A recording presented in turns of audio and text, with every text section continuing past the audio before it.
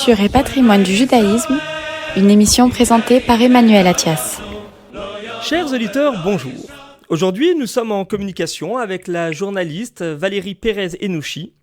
Bonjour Valérie, vous êtes avec nous ? Bonjour Emmanuel. Oui, absolument, je suis là, je vous entends très bien. Alors nous sommes heureux que vous ayez répondu à notre invitation. On va, pour les auditeurs qui ne vous connaîtraient pas encore, vous présenter un petit peu. Vous êtes rédactrice en chef sur la chaîne internationale i24 News. Chaque semaine, vous y présentez une émission d'histoire et de découverte. Vous êtes également l'auteur de 2 livres. Le premier dédié aux droits des femmes à travers le monde, paru en 2021. Le second consacré au plus célèbre espion du Mossad, Eli Cohen, dont nous allons justement parler dans cette émission. Alors ce livre, justement, vous l'avez écrit en collaboration avec un témoin, si l'on peut dire de première main. Donc ma première question sera la suivante. Pourriez-vous, s'il vous plaît, Valérie Pérez-Henouchi, nous parler de l'origine du projet et nous expliquer comment vous avez procédé pour interviewer la fille aînée du célèbre espion Eli Cohen? Écoutez, en fait, je passais d'une émission quotidienne, d'une matinale, à une émission d'histoire. Je suis passionnée d'histoire et j'avais envie de commencer avec un premier numéro qui est un numéro fort. Et pour moi, c'était important de parler d'Eli Cohen. Donc, j'ai mis comme ça sur le papier 5 ou 6 idées. Et l'idée qui m'a le plus séduite en coup d'envoi, c'était de faire une émission sur Eli Cohen. Donc, j'ai trouvé le numéro de téléphone de sa fille et de sa femme, Nadia. Je les ai contactées. Je leur ai demandé un rendez-vous. Elles m'ont reçu toutes les deux très gentiment. Et puis, on a préparé cette émission de manière très rapide. Et cette émission, elle m'a vraiment touchée parce que Nadia pleurait tout le temps, avec beaucoup de. Elle était très sincère quand elle parlait et elle me disait, vous savez, moi, j'attends que mon mari revienne. Et en fait, je me suis dit, cette femme qui a 87 ans, enfin à l'époque, elle était un petit peu plus jeune, c'était à 5-6 ans ou 7 ans. Elle était toujours folle amoureuse de son mari, donc je trouvais que c'était merveilleux, autant d'émotions et autant de sincérité dans ses sentiments. Et du coup, on est resté en contact. Et je voyais sa fille régulièrement, Sophie, on déjeunait ensemble. On avait des conversations entre femmes. Il n'était pas du tout question d'écrire un livre encore à l'époque. Et puis, cette série de Spy est sortie. Et là, on était devenus beaucoup plus proches puisqu'on prenait des rendez-vous régulièrement et on se voyait une fois par semaine. Et j'ai senti beaucoup de souffrance de voir, si vous voulez, une mauvaise interprétation de son père. Elle n'avait jamais parlé. Justement, quelle était au juste la personnalité de notre héros? Est-ce qu'il était le même à la maison avec sa famille et lorsqu'il était agent de terrain? Parce qu'on a une image finalement qui nous est transmise par la série et par les ouvrages écrits de manière antérieure, et vous semblez ne pas donner le même point de vue. Qu'est-ce qu'on peut en dire? Écoutez, le fait que tout le monde ait dans son esprit Eli Cohen en James Bond, en 007, en homme super athlétique, le dandy de Damas organisant des soirées avec les plus belles femmes de Damas, etc. Ça, si vous voulez, c'est pas lui. C'est pas lui. Alors, c'est pas ce qui gêne le plus la famille. Ce qui gêne le plus la famille, c'est que dans le film, et d'ailleurs dans les livres précédents, il avait été mentionné qu'en fait, il avait fait des erreurs et qu'il avait trop transmis d'informations, qu'il n'avait pas suivi les ordres et qu'il avait été arrêté par les services secrets syriens comme ça. Alors et justement, ça, c'est pas du tout la vérité. Voilà. On va juste préciser pour les auditeurs qui n'ont peut-être pas vu la série ou qui ne savent pas forcément de quel ouvrage on parle. Donc on va rappeler qu'il y a eu une série donc sur Netflix coproduite par la France donc en 2019 qui s'intitule The Spy ou l'espion en version québécoise avec Sacha Baron Cohen dans le rôle titre et qui traite du rôle joué par Eli Cohen d'abord en Argentine puis en série au début des années 60 et puis qui a connu un succès inattendu. Sachant que le livre dont il est inspiré, dont elle est inspirée, cette série, n'avait pas connu le même retentissement. Donc un livre, si je ne m'abuse, d'Ouridan et de Yeshaou Ben Porat, l'espion qui venait d'Israël. Donc c'est bien de cela dont on est en train de parler, de cette série. Absolument, et puis de ce livre que vous remettez partiellement en question avec donc Sophie Cohen-Bendor, la fille aînée de Eli Cohen lui-même. Oui, parce que si vous voulez, quand ils ont écrit ce livre, ils n'avaient pas d'informations certifiées du Mossad. Nous, dans ce livre, on a des rapports de mission qui ont été traduits de l'hébreu au français. Et on sait aujourd'hui exactement comment ça s'est passé, par exemple, pour lui lorsqu'il était en Argentine, comment il est devenu agent secret, comment il a appris à parler l'arabe syrien, parce qu'il venait d'Égypte, il est né à Alexandrie, mais il parlait un arabe égyptien. Et son père était alépin, me semble-t il. Oui, son père et sa mère sont d'origine syrienne. Voilà, c'est ça. Oui. Et oui, mais ils sont venus très petits, donc si vous voulez, ils parlaient vraiment l'arabe égyptien. Oui. Et donc tout ça, il a fallu le former. Et donc dans ces rapports de mission qu'on a, on voit exactement son implication, son abnégation, sa capacité de travail, sa rigueur, son amour pour Israël, son sionisme. Il était là-bas en Argentine, il en a aussi profité alors que ça faisait pas partie de sa mission, pour donner des informations sur un ou deux nazis qu'il avait repérés. Et puis comment il est devenu agent secret, c'est-à-dire comment il a créé sa couverture, comment il a pu infiltrer ces réseaux syriens et cette communauté syrienne qui était très importante en Argentine, la manière dont il a eu ses papiers. Pourquoi le Mossad l'a envoyé en Argentine? Parce qu'en Argentine, si vous voulez, il y avait aucun registre qui était tenu à jour des personnes qui avaient vraiment des faux et des vrais papiers, puisque c'est pour ça que les nazis allaient là-bas.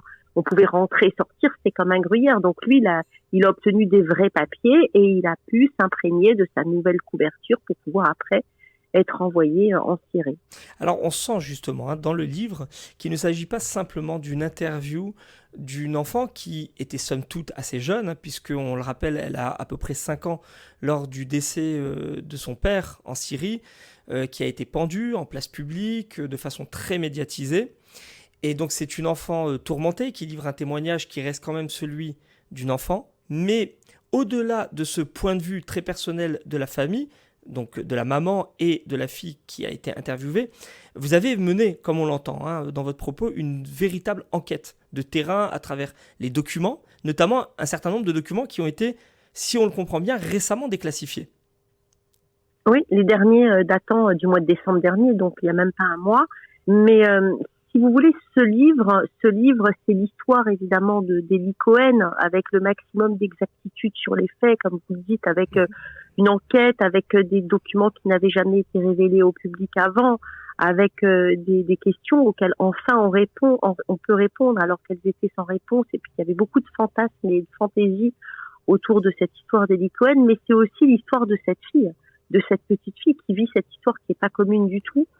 On lui dit rien quand son père meurt, elle ne comprend pas. Ils sont 3 enfants comme des meubles pendant les Shivas.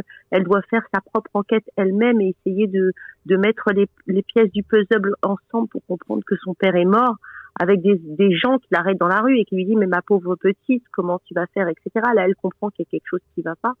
Alors justement, ça occupe un bon quart du livre, cette question des relations de la famille d'Eli Cohen avec l'État d'Israël et notamment avec la direction du Mossad.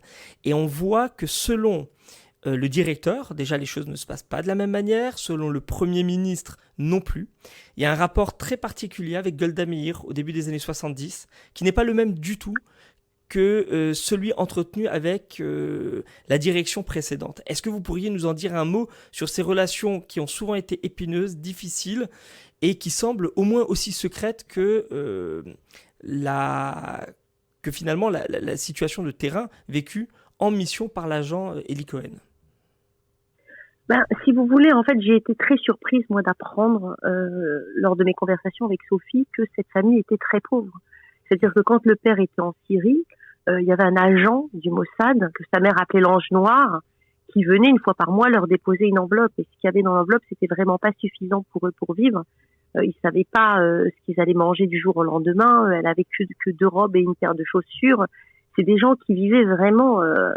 ils étaient très, très modestes. Mais ça paraît un peu paradoxal par rapport au standing vécu par l'agent en mission. Et puis aussi... Alors moi, ce qui m'a beaucoup étonné, c'est Sophie, donc la fille que vous interviewez, qui relate tous ces épisodes de retour, à peu près une fois tous les 6 mois, d'Eli Cohen, donc le papa, qui arrive, les bras chargés de cadeaux. Alors, est-ce qu'il méconnaît la situation de pauvreté de sa famille en Israël ? Est-ce qu'il pense à ce moment-là que le Mossad veille aux besoins de son épouse et de ses enfants, puisqu'il va en avoir 3 sur la période, hein, et où est-ce que, au contraire, je dirais pas il s'en désintéresse, où il essaye d'apporter ce qu'il peut quand il est là. Comment ça se passe ? Parce qu'on a l'impression qu'il y a une forme de hiatus, une dichotomie entre la situation que lui vit, avec du champagne, du foie gras, des belles soirées, notamment en Argentine, puis ensuite dans les hautes sphères du pouvoir, et puis ce que vit à la même période à Bat Yam son épouse et ses filles. Alors, il ne faut pas confondre la couverture d'Eli Cohen, c'est-à-dire le rôle qu'on lui demande de jouer, et ce qu'il est vraiment. Lui-même, c'était quelqu'un de très modeste, c'était quelqu'un de très peu dépensier, qui tenait ses comptes. Il ne voulait pas faire dépenser un centime de plus à Israël. Il faut savoir qu'on n'est pas dans l'Israël d'aujourd'hui. On est Israël qui vient d'être créé. Tout le monde est pauvre. Eux, ils vivent de manière très modeste à Bat Yam, mais les voisins aux alentours vivent exactement de la même manière. Et en fait, il n'y a absolument pas de différence, si vous voulez, entre Eli Cohen, le vrai, et sa famille. Par contre, oui, il y a une différence entre Kamine Abel Tabet, donc sa couverture, cet homme d'affaires puissant, riche, qui vit à Damas, et puis Eli Cohen. Donc, il a endossé à merveille cette couverture, mais c'était pour le bien de sa mission et pour amener des informations à Israël. Alors, il l'a tellement bien endossé, cette couverture, que vous le dites et vous le répétez à un certain nombre de reprises, parce que c'est quelque chose de rare. La Syrie s'est sentie véritablement humiliée au point de le désigner comme traître, alors qu'en réalité, il n'a jamais travaillé pour le gouvernement syrien, donc il n'est pas un traître. Vous avez complètement raison. Vous avez complètement raison. Mais bien infiltré. Et absolument. Et d'ailleurs, c'est ce qu'il leur a dit. Il leur a dit, je ne suis pas un traître, mais je suis un envoyé d'Israël, parce qu'il n'a jamais été syrien. Donc, pour vous dire à quel point il avait bien fait son travail, il avait bien été accepté par ce cercle de hauts dignitaires syriens, parce que eux-mêmes, ils ont confondu. Ils disent, nous a trahis. Pas du tout, j'ai trahi personne. Je suis venu parce que je suis au service de mon pays. Oui, vous dites, il s'est rapproché même jusqu'au sommet du pouvoir, la présidence, Hafez el-Assad, le père de l'actuel dictateur Bachar el-Assad. Et c'est ça qui a généré une gêne qui est aujourd'hui encore palpable dans les relations entre Damas, ou plutôt on dira même dans l'absence de relations entre Damas et Jérusalem. Oui, absolument, absolument. Voilà. Alors, ma dernière question, aujourd'hui, concrètement, est-ce qu'on peut dire que l'on sait tout sur ce personnage devenu une véritable légende vivante, et autour duquel continue de planer une ombre de questions irrésolues, ou est-ce que vous pensez qu'il y a encore des non-dits, des informations qui sont cachées, voire tabous, au sein des hautes sphères ? Alors, il y aura toujours un mystère autour d'Eli Cohen, et on ne saura jamais tout. Les documents que vous allez trouver dans le livre, ce sont les documents qui sont relatifs à sa période en Argentine. C'est-à-dire que là, si vous voulez, cette période-là, sur justement la manière dont il a été recruté, est-ce que c'est lui, oui ou non, qui a voulu aller au Mossad, ou bien est-ce qu'on est venu le chercher, comment il se comportait pendant ses missions, qu'est-ce que le Mossad a voulu tester, etc. Tout ça, vous allez trouver. Bon, maintenant, on ne sait rien sur la Syrie. Il paraît que les archives ont été brûlées au Mossad. Donc, normalement, on aurait dû avoir une ouverture des dossiers, des archives 50 ans après sa mort. Benjamin Netanyahou a fait prolonger la loi à 70 ans. Donc, on n'est pas prêt de savoir ce qui s'est passé vraiment en Syrie. Et puis, depuis la publication de ce livre, il y a tous les jours des choses qui arrivent. Tous les jours, on apprend que, par exemple, il y a même pas 3 semaines de ça, un Druze a contacté Sophie et lui a dit, écoutez, j'ai une information pour vous. Lorsque Bachar al-Assad était au plus mal dans son pays et que la révolution n'allait pas du tout, il a demandé de l'aide à Israël et c'était en échange du corps de votre père. Donc voilà, ça c'est une information à vérifier. En ce moment aussi, par exemple, il s'est dit il y a quelques jours qu'avec le tremblement de terre en Syrie et en Turquie, Bachar al-Assad aurait demandé de l'aide humanitaire en Israël. Donc Sophie a téléphoné à sa mère pour qu'elle aille voir le Mossad, et il se trouve, c'est ce que Benjamin Netanyahou a déclaré, et il se trouve que l'information n'est pas fondée. Et là, si ça D'accord. avait été le cas, eh ben, ils auraient demandé justement à la Syrie, en échange de l'aide humanitaire, de rapatrier le corps du père. L'histoire, c'est qu'on ne sait pas où est le père. On ne sait pas où est-ce qu'il a été enterré. Il dit même qu'il a été bougé plusieurs fois, parce que l'humiliation, comme vous l'avez dit, était tellement énorme que le seul moyen qu'ils ont de pression, justement, c'est de ne pas rendre ce corps pour qu'il soit enterré dignement en Israël. Donc, on aura toujours ce mystère. C'est pour ça que c'est une histoire qui fascine, parce que c'est jamais terminé. Et c'est comme ça depuis des années et des années. Je raconte plein d'anecdotes dans le livre. Cet homme druze qui un jour se prend pour la réincarnation, parce qu'on croit à l'incarnation chez les druzes, d'Eli Cohen. Donc il habite dans le nord d'Israël et tous les jeudis il appelle Sophie, il lui dit bonjour Sophie, c'est Abba au téléphone, comment vas-tu, c'est ton père au téléphone, comment as-tu passé une bonne semaine, quand est-ce que tu viens me voir? Et ça a duré pendant 2 ans.